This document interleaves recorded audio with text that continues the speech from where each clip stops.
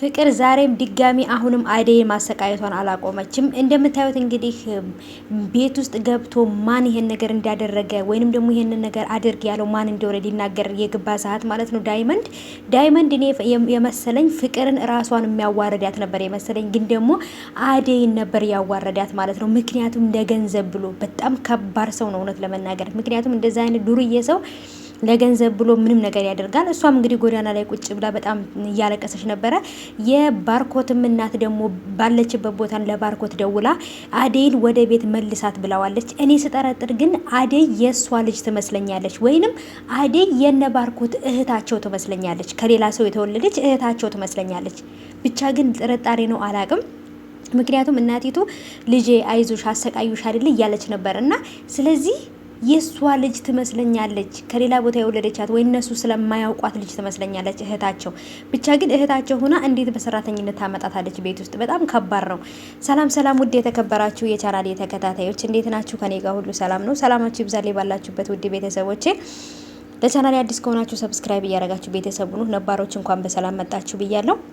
እንግዲህ ዛሬ አደይ ድራማ ተለቋል። እጅግ በጣም የሚያሳዝን ነገር አለ ማለት ነው። ምክንያቱም ባልጠበቅኩት ነገር አደይ ከቤት ወጥታለች ማለት ነው። እንግዲህ ሌባ ተብላ የሌባ ተባባሪ ተብላ በጣም በሚያስጠላ ነገር ነው ከቤት ውስጥ የወጣችው። እሷም ደግሞ ዳይመንድ ደግሞ አንቀው ነበር። እንደዚህ አይነት ቀልድ አልፈልግም፣ ይህን ነገር የተናገረውን ሰው ተናገር ብለው ነበር። እሷ ራሷ ፍቅርንም ቢሆን አንቃታለች ማለት ነው። ምክንያቱም ድሃ አንቺ የድሃ ልጅ ምናምን እንደዚህ ብላ በጣም ነበር የተናገረቻት። ቀን ልብ የሚሰብረው አንቃታለች ከወንድሟ ከባርኮት ፊት ማለት ነው። አደይ ማለት ለኑሮ ብላ ነው እንደዚህ አንገቷን የደፋችው እንጂ በጣም ጀግና ናት ማለት ነው። እና እንግዲህ እንደዚህ ዳይመንድን እንቅ አድርገው እንደዚህ አይነት ቀልድ አልፈልግም ባለችው ሰዓት በጣም ነበር ደስ ያለኝ። ለምለምም ደግሞ ምን አይነት ቀልድ ነው የምትቀልደው አንተ? ምን አይነት ነገር ነው የምታወራው ብላ ነበር እንትን ያለችው። እሱም ደግሞ እንግዲህ እውነት እሱም ራሱ ልጁ ሀብሉን እሷ እንዳሰረቀችው ነው ኤላ ራሱ እያሰበ ያለው። እሷ ናት ያሰረቀችኝ ብሎ ነው ያሰበው። ሁሉም ሰው አደይ ሌባ እንደሆነች ነው ያሰበው። ግን አደይ ሌባ አይደለችም።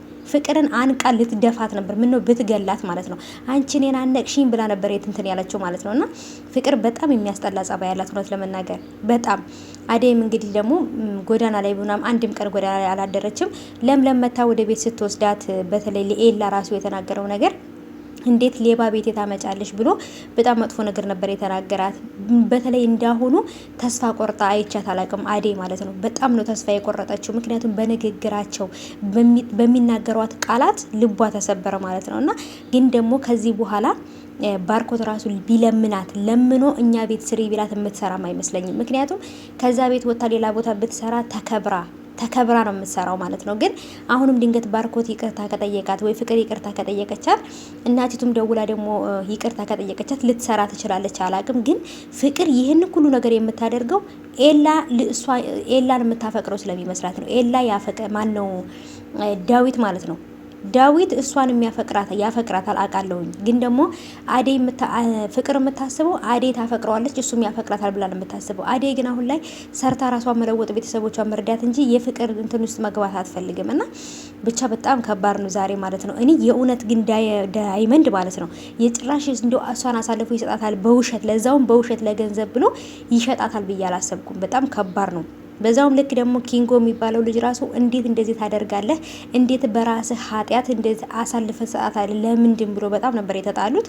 ብቻ የባርኮት እናትም ደውላ ልጅቷን ቤት መልሳት እኔ ከእናንተ ለይቻ ላያት ምናምን ነው ያለችው። ግን ደግሞ ሳስባት ከሌላ ቦታ የወለደቻት የራሷን ልጅ ትመስለኛለች። እናንተስ ምን ትላላችሁ?